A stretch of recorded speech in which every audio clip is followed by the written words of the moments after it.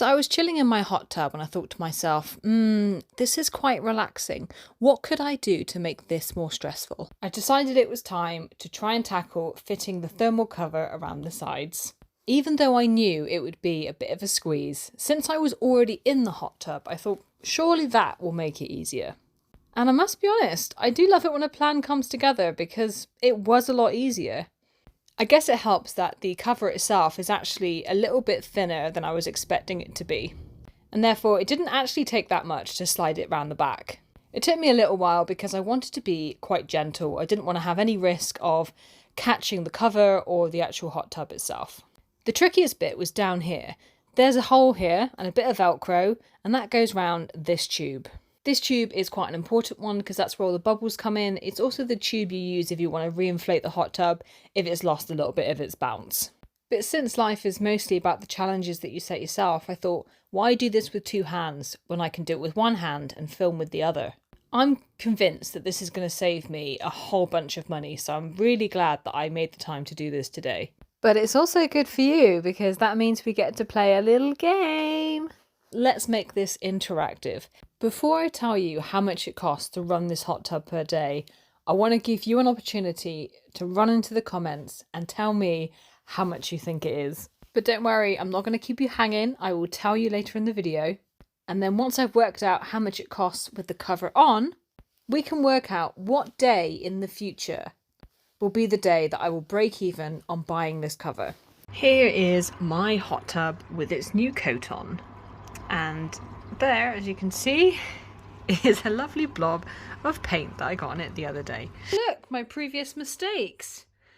Back to haunt me. At least it's dry now. This will actually be, the floor will be levelled anyway, so I'll be able to hide my sins and no one needs to know.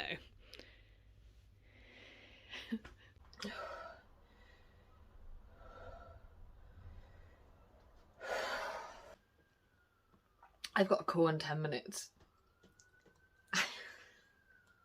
And this, it was what? I can hardly breathe. This is what it is like for some people who have period cramps. And I'm about to get on this call.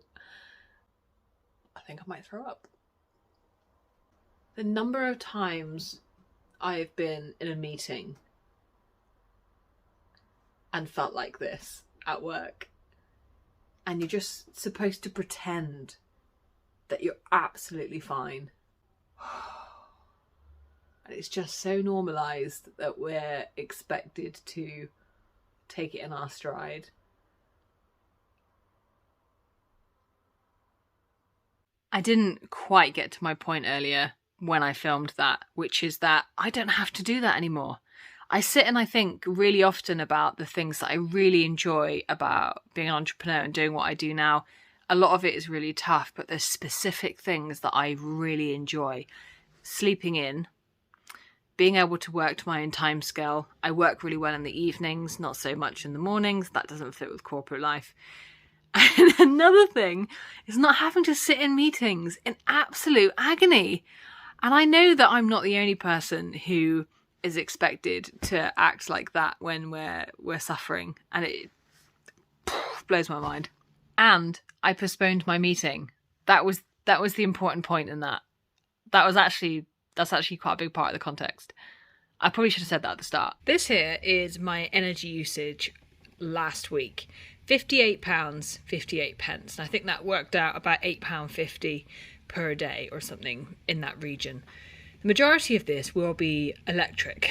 If you look at the electric, it's £55.14, and the gas is very, very low at £3.44. The reason the electrics is so high is because that is my hot tub usage, and which is why I've bought the energy saving coat to go around it. It'd be really interesting to see the total amount that it cost me for this entire week. But for the time being, I'm going to be doing a day test. So far today, let me show you how much it's cost. So that's how much it's cost today, £3.69, and it's currently 5 o'clock in the afternoon. So it's a fair bit lower so far for this this time of day. So I'll be really interesting to see tomorrow what it tells me has been used for the entirety of today. And if it is less than £8.50. Since we're on the topic of cost today, so far we've talked about actual cost, the cost of energy, and the cost of having to suffer in silence. I thought we could talk about opportunity cost. I bought these little pots for lip balms yesterday. They're made of glass, and they have little mini lids and then a screw-on lid that goes on top. I bought 6 for these lipsticks. Now, you're probably wondering, Emma, why do you have all of these random lipsticks that have no lipstick tubes? That's because I was drawn in by a deal. I really like MAC lipsticks, and because of that, I've bought a few over the years. And they've been running an initiative for like 30 years or something like that is coming to an end at the end of this month. And that is, if you take in 6 empty lipstick cases, you get a lipstick for free. Now, I'm a sucker for a deal. I can't help myself. And so I removed all of these lipsticks from their cases, and this totally random lipstick that was in a little pot, so I could trade in the lipstick cases for a new lipstick. I then melted them down on the stove in a little bit of water. And in a minute you'll see me taking them off, and then they'll harden and they'll look absolutely stunning. But here's the thing, how much does a lipstick cost? A MAC lipstick is about 20 quid. These little lip balm holders cost me about a tenner. And guess what? There's no MAC store in Bristol. So I had to wait until I was in London, and I took the tube to go to the shop so that I could get my free lipstick. The tube costs about £3.50. So I've spent about £13.50 to get a free lipstick that's worth £20, excluding my time for travelling and for making these new lipsticks. On the face of it, I got a free lipstick, but in reality, this cost me more because my time is worth more than the £6.50 I got off. But here's where it gets tricky. I absolutely loved making these today. This was so much fun. I've never done it before and I wanted to try it. It wasn't work, it was an enjoyable and pleasurable thing to do. So the cost of something is often made up of more than just the money. You need to also think about how else you might have chosen to spend that time, and if the activity that you're doing is enjoyable or not. Do you have any examples of opportunity cost? Let me know. 10 o'clock at night, and still just under £5. Now, to make this a proper test, I'm going to use the hot tub the same amount that I normally do, which is sometimes every day, sometimes every other day. But I used it yesterday, and I'm going to use it today so that I can compare the 2 days. Something else I need to do first thing tomorrow is somebody commented on one of my videos where I was cleaning out the drains with the pressure washer. And I told them that I had loads of rat's poo in there, which is obviously super gross because it means the rats are like moving through the sewage system and they have a little safe haven in my sewer drain. We can't be having that. And they said that you can get these circular cones that go inside the drain that allow water to go through but rats not to come back up.